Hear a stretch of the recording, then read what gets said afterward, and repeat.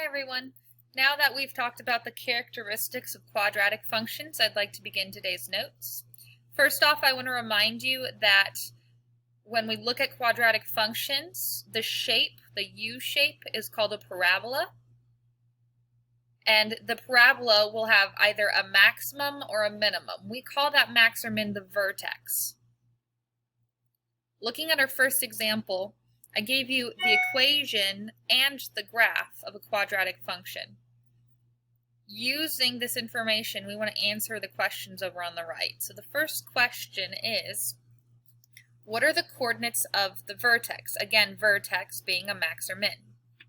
Well, if I look at the graph here, I can see that I have a minimum at the point 2, -5. How does the function give you this information? Well, if I look at the equation, 2 would be here and -5 is here. Remember in chapter 1, we discussed transformations. The 2 caused us to move right 2 units. The -5 caused us to move down 2 units. So really, our h and k values from the equation gave us the vertex.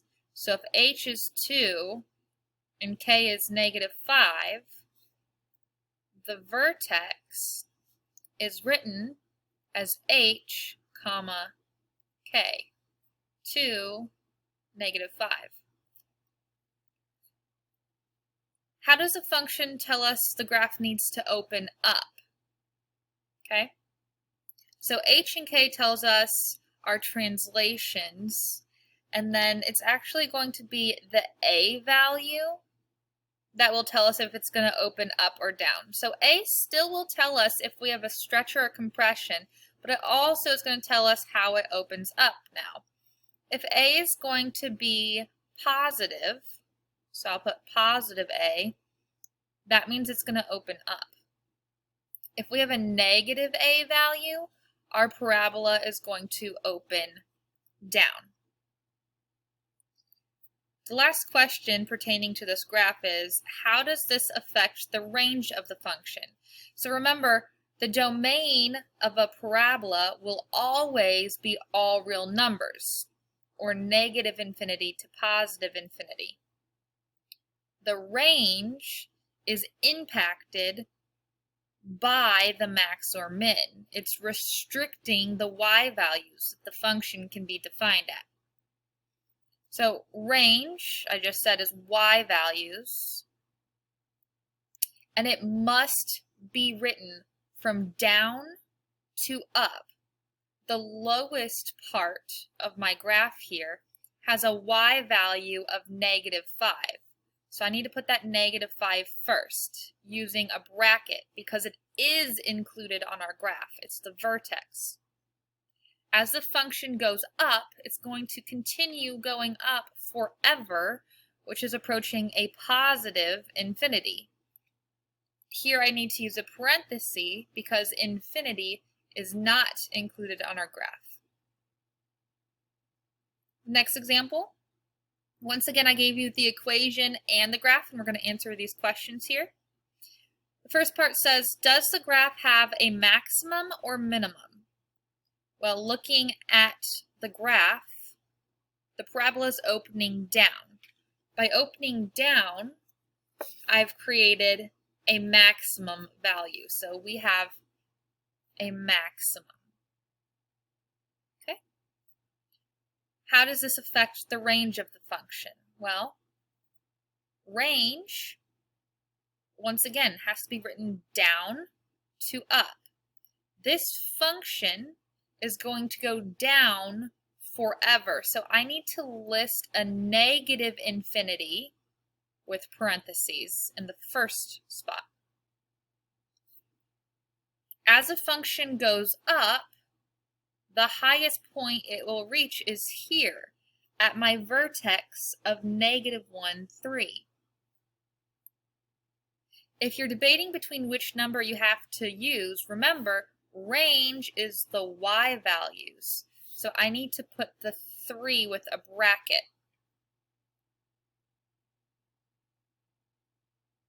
Okay. I'm going to pause the video, and I would like you to go ahead and pull up your Desmos app or visit desmos.com. And I want you to plug in this equation, and then in another slot, plug in this equation. Compare the two and see what's different. All right, so I'm in my Desmos app.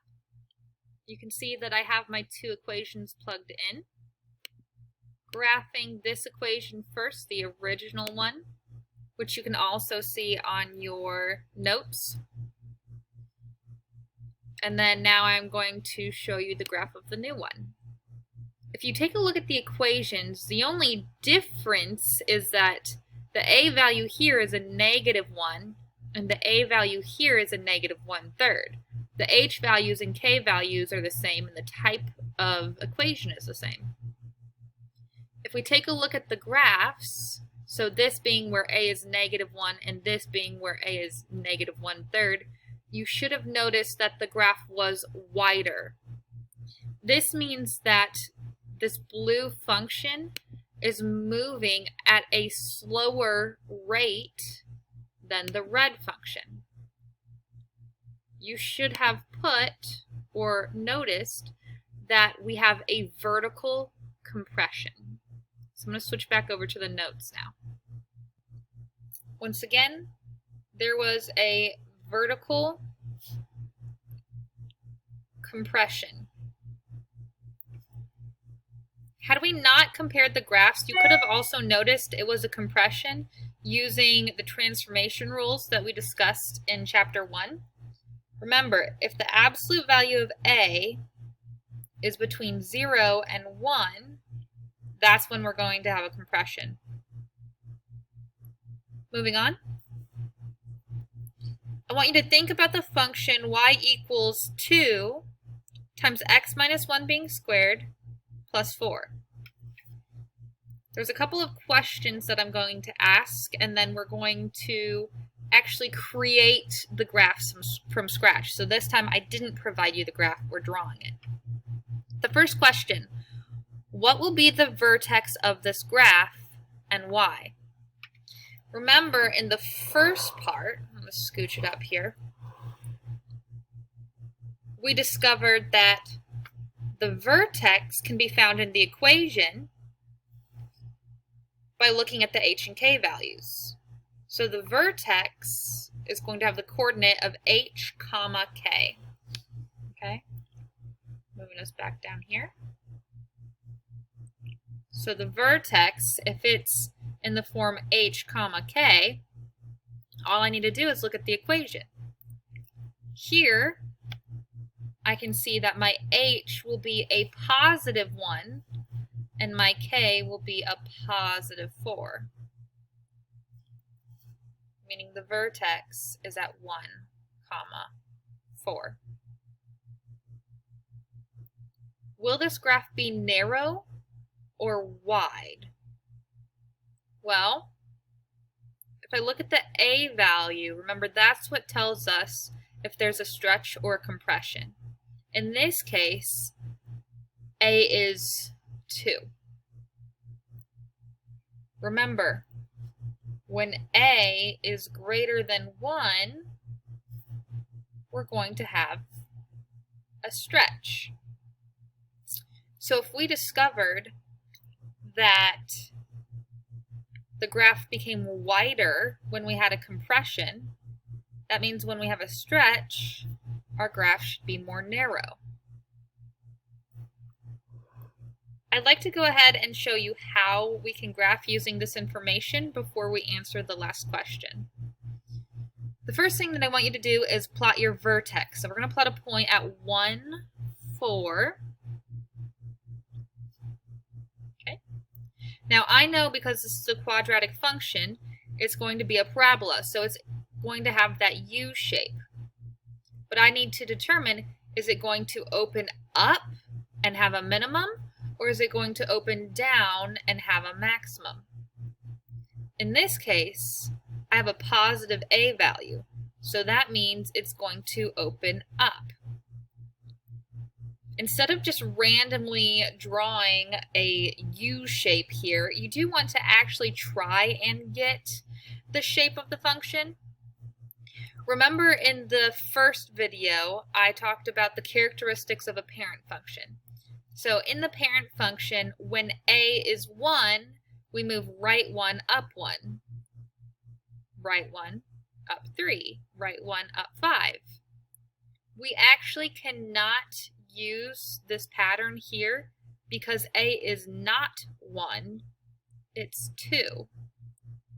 So now, instead of moving right 1 up 1, when we have a stretch with a factor of 2, we're going to move right 1 up 2. I'm going to make a note of that. We moved right 1 and up 2.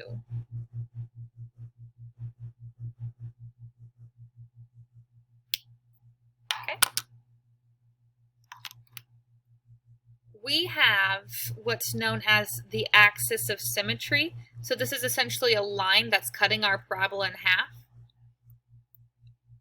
This point was 1 unit to the right, and it went up 2. So if I move 1 unit to the left, it's also going to move up 2. Again, this is using what's called the axis of symmetry. We'll talk more about it on another section of your notes. In the parent function, the axis of symmetry was the y-axis. Here, the axis of symmetry is located at x equals 1. And to show the axis of symmetry, we normally use a dashed line. Now we're ready to answer the last part of this question, which was what was the range of this graph and why? The range here, we would use the vertex of 1, 4, and the lowest point is going to be that 4. Why am I putting the 4 first? Well, because it's a minimum, and we must read it down to up. It's going to go up forever, approaching positive infinity. Okay, last question. This time I gave you the graph, and we're going to try to write the equation. So when you're doing this, you really need to analyze the graph and seeing what all do we know about this function. Well, I can see that I have a vertex located at 4, -2, which means that I know my h value is 4 and my k value is -2. I can see that the parabola is going down, and when it opens down, that means a is going to be a negative number. All I have left to do is determine what is that number. Remember, if it follows that pattern I talked about in the characteristics of a quadratic function video, then the a value would be 1. Looking here, I moved right 1, down 1. Right 1, down 3. Right 1, and it appears it's going to be down 5. So it does display that pattern that I discussed, meaning that the a value is 1. There is no stretch, there's no compression. If you're trying to write the equation, you actually had a little bit of practice with this in chapter 1. We have a general form that we use. So it's f of x equals a times x minus h squared plus k. Just plug in our variables we found. Our final equation, so this is our answer, is f of x equals negative, and you can put a 1 there if you want, but negative x minus 4 squared, and then plus k, so we'll have -2. And that's it.